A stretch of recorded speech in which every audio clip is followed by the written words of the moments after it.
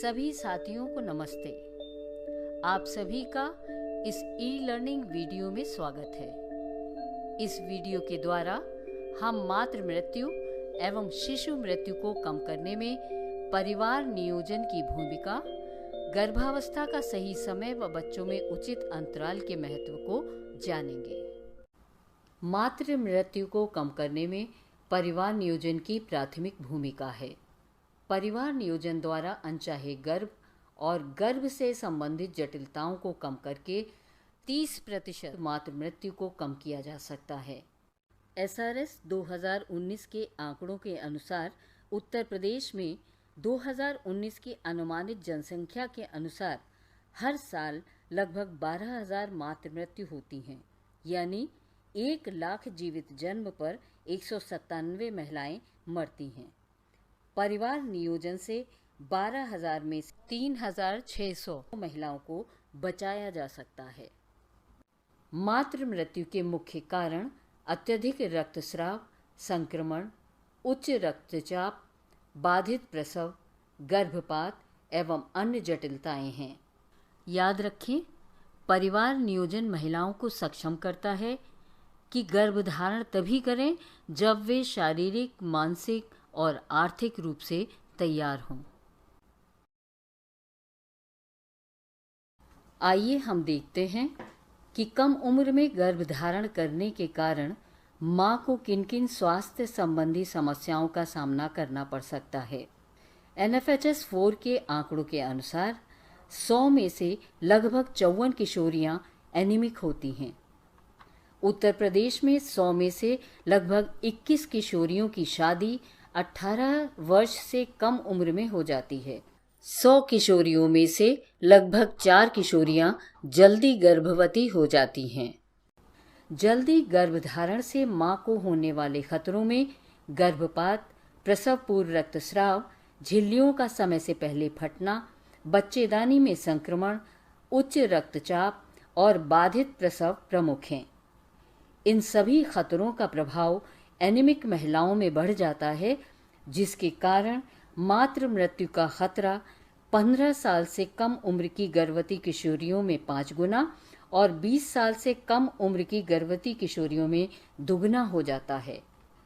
ये ध्यान देने की ज़रूरत है कि गर्भवती किशोरियां विशेष रूप से एनीमिया के प्रति संवेदनशील होती हैं, क्योंकि उन्हें बच्चे और अपने दोनों की वृद्धि के लिए आयरन की आवश्यकता होती है। हम सभी जानते हैं कि मातृ एवं शिशु मृत्यु के जोखिमों का आधारभूत कारण कम उम्र में शादी व गर्भावस्था और कम अंतराल पर बच्चों का पैदा होना है। 2 बच्चों के बीच में 3 वर्ष से कम का अंतर हो तो मां को गंभीर समस्याएं हो सकती हैं, जैसे झिल्लियों का समय से पहले फटना, गर्भपात, गर्भ में शिशु की मृत्यु, एनीमिया, योनि का संक्रमण और योनि से रक्तस्राव होना। NFHS 4 के आंकड़ों के अनुसार उत्तर प्रदेश में 100 एनीमिक महिलाओं में 62 ऐसी महिलाएं होती हैं जिनके 2 बच्चों के बीच में 3 साल से कम का अंतराल होता है। इसका मुख्य कारण कम अंतराल की वजह से पोषण तत्वों और खून की कमी की पूर्ति न होना है। यदि कम अंतराल पर गर्भावस्था होती है तो मां को कुपोषण, खून की कमी और कमजोर गर्भ जैसे परिणाम हो सकते हैं।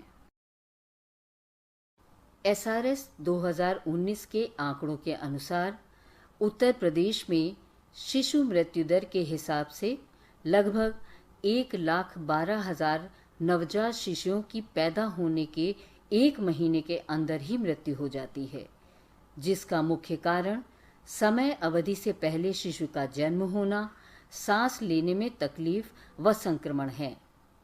इसके अतिरिक्त लगभग 1,37,000 शिशुओं की मृत्यु पहला जन्मदिन मनाने से पहले ही हो जाती है, जिसका मुख्य कारण निमोनिया, डायरिया, कुपोषण, मलेरिया, संक्रमण, चोट लगना व जन्मजात विसंगतियां हैं।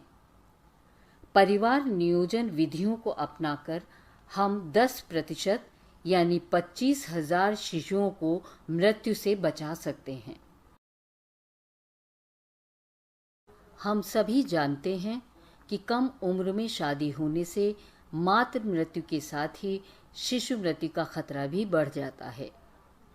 NFHS 4 के आंकड़ों के अनुसार 100 बच्चे पैदा होते हैं तो उनमें से 9 बच्चों की मृत्यु मां के कम उम्र में गर्भवती हो जाने की वजह से हो जाती, यानी 20 साल से कम उम्र में गर्भवती होना। पर अगर मां की उम्र 20 साल से ज्यादा होती है तो 100 में से 6 बच्चों की मृत्यु होती है, यानी 3 बच्चों को मृत्यु से बचाया जा सकता है। अतः यह आवश्यक हो जाता है कि जहां तक संभव हो महिला 20 की उम्र के बाद ही गर्भधारण करे।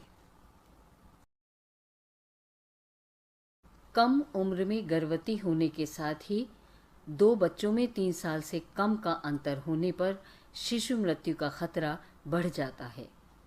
उत्तर प्रदेश में NFHS 4 के अनुसार 100 पैदा हुए बच्चों में 3 साल से कम अंतराल होने पर 9 बच्चों की मृत्यु हो जाती है, जबकि अगर बच्चों में 3 साल से अधिक का अंतर हो तो 6 बच्चों की मृत्यु होती है। इसी तरह हम देखें कि अगर 3 साल से कम का अंतराल है तो 100 में से 62 बच्चे कम वजन के पैदा होते हैं, और अगर 3 साल से अधिक का अंतराल है तो 38 बच्चे कम वजन के होते हैं।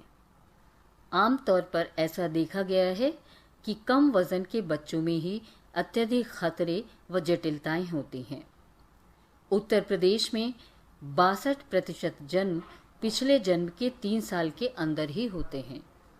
यदि महिला 2 बच्चों में कम अंतर रखती है तो पहला बच्चा भी कुपोषित हो सकता है व अन्य जटिलताओं की संभावना बढ़ जाती है। इस स्लाइड में कम अंतराल या अधिक बार गर्भवती होने के कारण नवजात शिशु पर पड़ने वाले प्रभावों पर चर्चा करेंगे। पिछले बच्चे के बाद कम अंतराल और अधिक बार गर्भवती होने के कारण मां में कुपोषण की वजह से नवजात शिशु कमजोर व कम वजन का पैदा हो सकता है। साथ ही उसे अन्य गंभीर समस्याएं भी हो सकती हैं, जैसे शिशु जन्म समय अवधि से पहले हो सकता है, गर्भ में शिशु की मृत्यु हो सकती है या फिर जन्म होते ही मृत्यु हो सकती है। सबसे महत्वपूर्ण बात यह है कि दूसरे बच्चे में जटिलताएं होने के साथ ही पहले बच्चे को भी समस्या हो सकती है, क्योंकि जल्दी गर्भवती होने की वजह से पहले बच्चे की देखभाल में कमी हो जाती है। स्तनपान और पूरक आहार देने में अनियमितता होने के कारण वह भी कुपोषित हो सकता है और उसे भी बीमारी होने की संभावना बढ़ जाती है।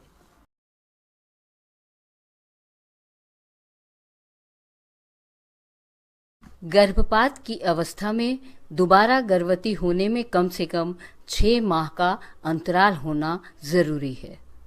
गर्भपात के बाद पुनः गर्भधारण की संभावना 11वें दिन से हो जाती है।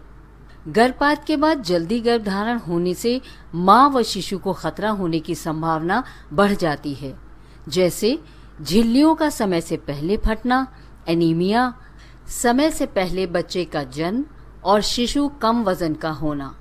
अतः यह जरूरी है कि गर्भपात के बाद महिला कम से कम 6 महीने तक गर्भधारण न करे और परिवार नियोजन का कोई न कोई साधन अवश्य अपनाए।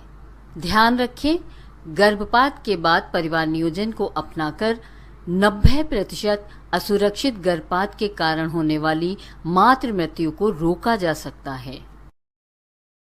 परिवार नियोजन गर्भावस्था की जटिलताओं, मातृ एवं शिशु मृत्यु को कम कर सकता है यदि महिला 20 वर्ष या इससे अधिक उम्र में गर्भधारण करे, 2 बच्चों के बीच में कम से कम 3 साल का अंतर हो, अगर किसी कारणवश गर्भपात हुआ है या करवाया है तो गर्भपात के बाद कम से कम 6 माह तक गर्भधारण से बचें।